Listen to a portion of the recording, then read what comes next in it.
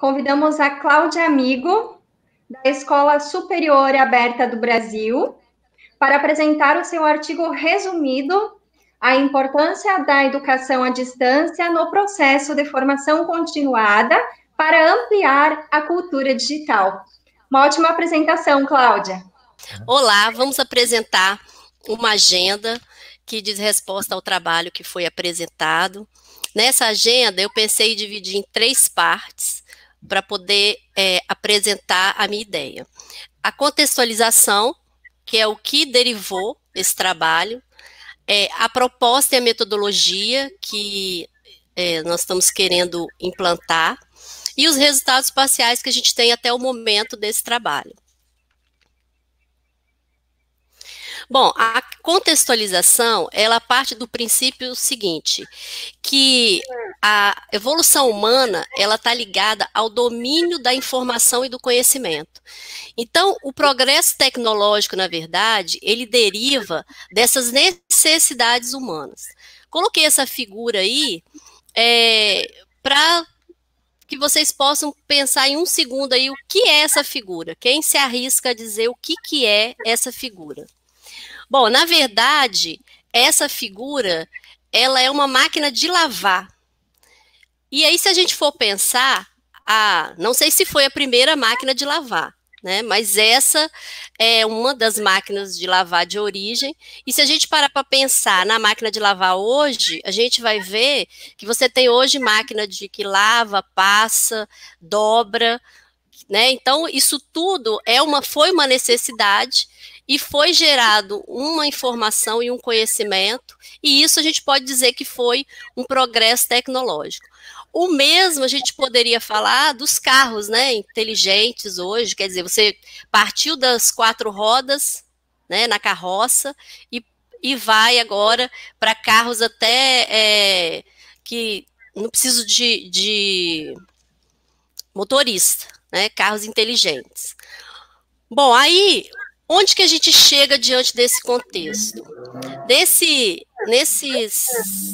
ilustração, vocês observam o seguinte, que nós temos a interseção da educação, da sociedade e do mercado de trabalho.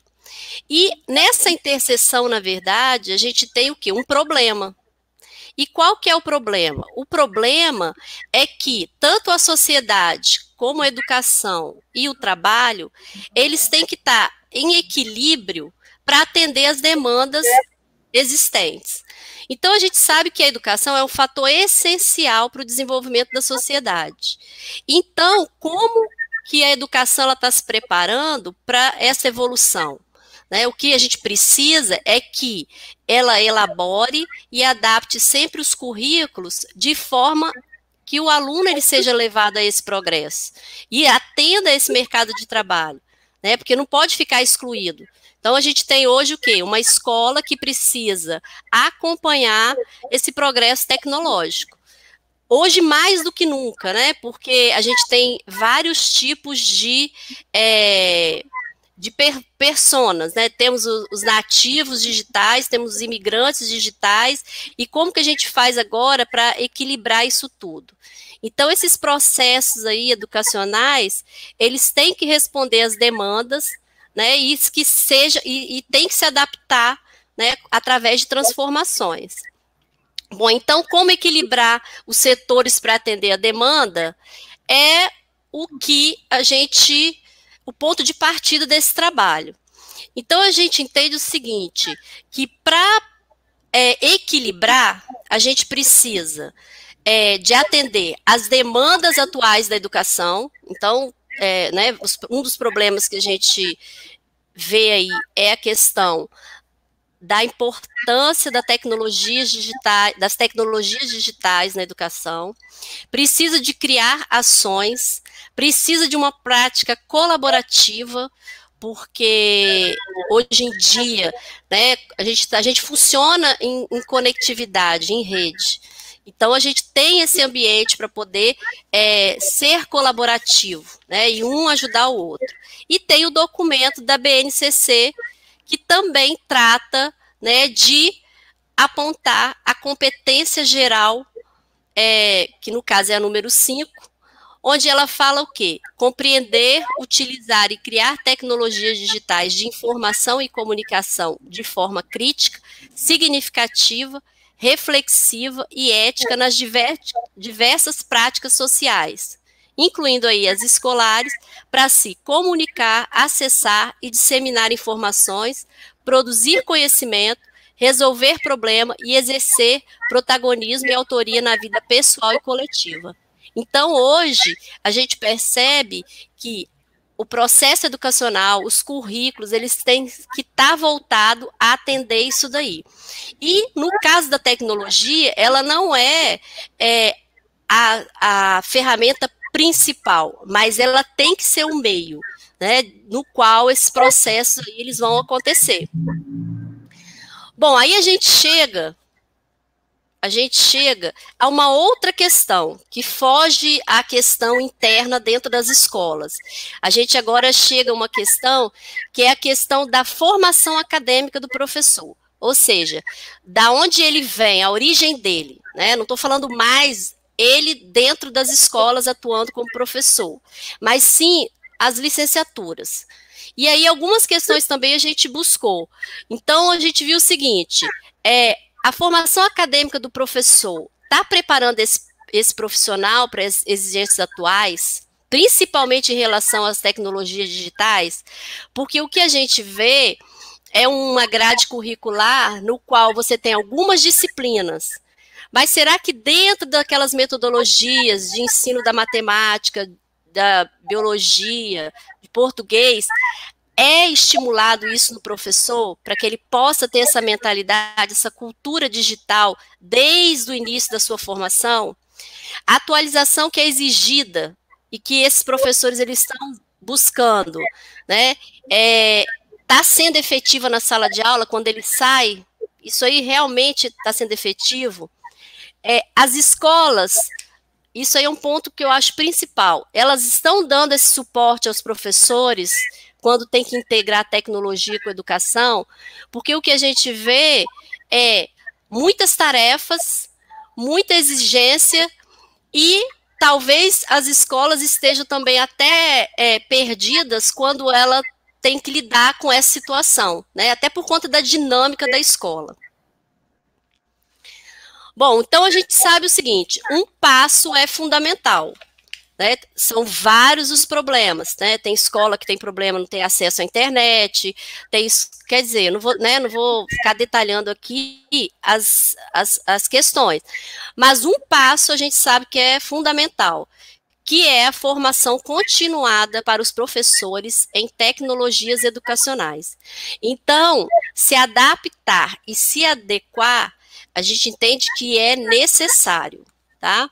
Por quê? Porque dentro dessa, hoje fala em educação 4.0, indústria 4.0, tudo isso, na verdade, ele comunga, né, com professores que precisam estar preparados para ensinar esse aluno que no final vai ter que trabalhar, né, dentro dessa perspectiva aí das tecnologias. Então a mente, né, a mente dele tem que estar trabalhada nesse sentido.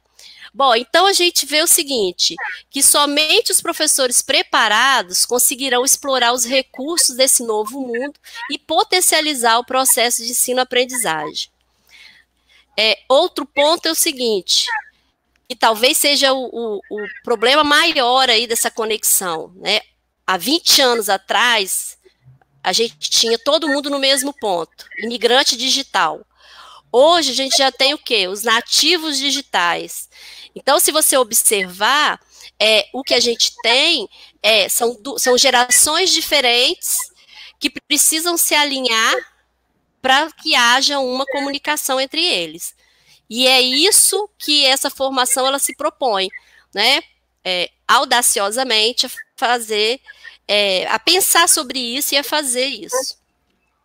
Bom, então é fato que o professor contemporâneo precisa adquirir essa habilidade. Se ele não é um nativo digital, é um imigrante digital, ele precisa adquirir essa habilidade. E é nesse contexto que a gente vê que tem necessidade de ações,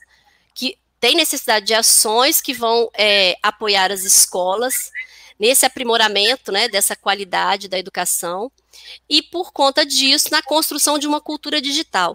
Então, eu entendo que não é fazer um curso A, um curso B. Na verdade, a mentalidade tem que ser, eu estou no meu planejamento, estou fazendo meu planejamento de aula, o que eu posso inserir de ferramenta? O que eu preciso, quais são as ferramentas que existem para poder eu inserir nesse contexto aqui, e aí você trabalhar com os alunos, né? Bom, então o que a gente tem? A gente tem uma necessidade real de compatibilizar o desempenho dos professores com esses objetivos aí atuais de uma sociedade tecnológica. Eu acho muito interessante essa citação aqui de Perrenot. Por quê? Porque ele fala o seguinte: a verdadeira incógnita é saber se os professores irão apossar-se das tecnologias como um auxílio ao ensino, para dar aulas cada vez mais bem ilustradas por apresentações multimídia, ou para mudar de paradigma e concentrar-se na criação, na gestão e na regulação de situações de aprendizagem. Então, aqui eu vejo o seguinte: muitas escolas, muitos professores, eles estão achando, ou hoje até que não, né? Mas antigamente eles achavam assim: vamos sair do data show e vamos sair do retroprojetor e vamos para o data show.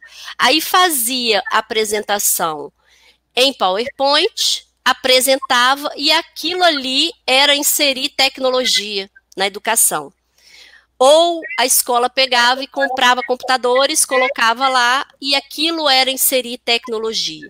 Na verdade, o que se quer com essa fala aí de Perrenot é sair da questão de apresentações multimídias e aprender a inserir as tecnologias educacionais em situações de aprendizagem. Então, aquilo que vai fazer o aluno realmente aprender várias competências, né? Bom, então qual é a proposta? A proposta que a gente tem, que a gente pensa que funciona, ou que a gente considera que são os elementos principais aí, é o desenvolvimento por competência, ações e aprendizagem contínua. E isso, na verdade, é um ciclo, né? Você não tem como parar. Isso aí não é algo que a gente vai construir, a pessoa faz, recebe um certificado e vai parar. Na verdade, a gente quer que essa formação ela contribua e ela seja contínua. Bom, então, dentro dessa proposta do trabalho, a gente identificou alguns objetivos de aprendizagem. Como é um trabalho que está em planejamento, né, a gente está sempre pensando em outros objetivos, mas o ponto principal aí que a gente pensa para atender aquilo que a gente está colocando é usar um ambiente virtual de aprendizagem para promover a autoaprendizagem, a interação e a colaboração, criar uma metodologia prática de formação continuada que atenda o professor independente do tempo e espaço. Por isso que o título fala da importância do EAD, porque todos esses elementos a gente consegue ter dentro de um ambiente virtual. Promover a aprendizagem do professor através da prática da exploração das tecnologias educacionais. Apresentar modelos de prática de aprendizagem, promovendo a cultura digital. O que acontece? Esses objetivos, eles, na minha visão, ele é possível dentro do ambiente de educação à distância. Por quê?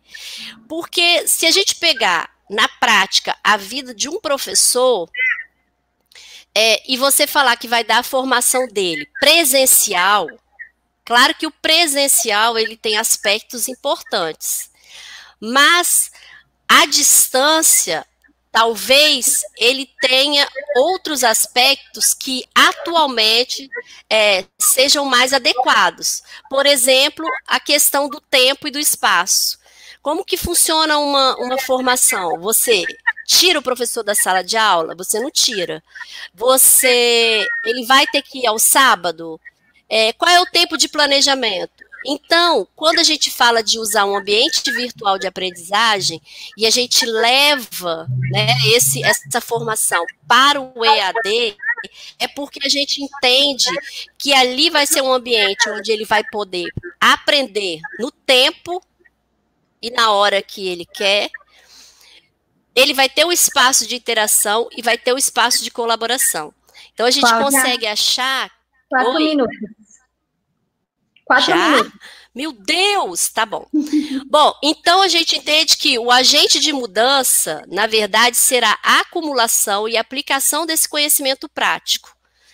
E o professor precisa entender que isso vai melhorar a qualidade da sua prática profissional, além de engajar os alunos. Com isso, a gente entende que nessa formação a gente vai internalizar uma cultura digital, e aí a gente vai sair daquela questão da necessidade de mais uma certificação. Porque o problema aqui não está em ter certificações, né? O problema aqui está na mentalidade, que tem que ser mudada. Então, a gente tem o quê? Vou passar aqui rapidinho, meu tempo, né? Que a gente tem a EAD como vantagem por causa da flexibilidade, do custo, do desenvolvimento de habilidades, a questão de você poder trabalhar a interação e a interatividade de forma síncrona e assíncrona. E por isso a gente escolhe o modelo andragógico, no qual a gente vai incentivar a colaboração, pesquisa e autonomia do professor. A gente vai contextualizar coisas que fazem parte do cotidiano dele e tentar criar algo que seja flexível, híbrido, digital, ativo e diversificado.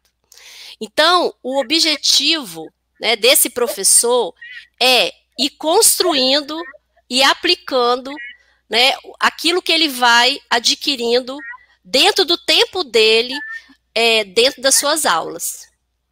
Bom, o mais importante aqui é o seguinte, usando a citação de Belloni, a gente vê que existem 3 necessidades quando a gente fala de formação de professor: a tecnológica, a pedagógica e a didática. A base desse projeto é esse. Então, o que a gente tem aqui? A gente tem aqui aquele elemento que a gente acha que vai fazer toda a diferença, que é a microaprendizagem, onde a gente vai trabalhar com micromomentos, microconteúdos, microatividades, e essa forma, esse método, é ele que vai auxiliar esse professor a atingir o objetivo da formação. Bom, então, quando a gente fala disso, de microaprendizagem, é porque a gente está considerando a atenção e o tempo. Então, a gente sabe que, à medida que o nosso contexto muda, a gente precisa adaptar essa forma de aprender. E dentro do contexto hoje de atualização profissional do professor, a gente sabe que o tempo e a atenção dele é remido. Então, a gente precisa criar formações que atendam a esse perfil, para que realmente a atualização seja efetiva na prática. Bom, onde se encontra esse projeto, né? Quando esse artigo foi escrito, ele está na fase final de planejamento, ele ainda continua, e a partir do momento que a gente conseguir finalizar esse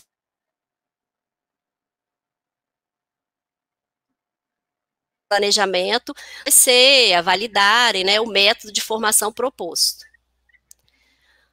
Bom, a bibliografia que eu utilizei nesse artigo, eu deixo aí para vocês, e os meus contatos, e obrigada aí pela atenção de vocês.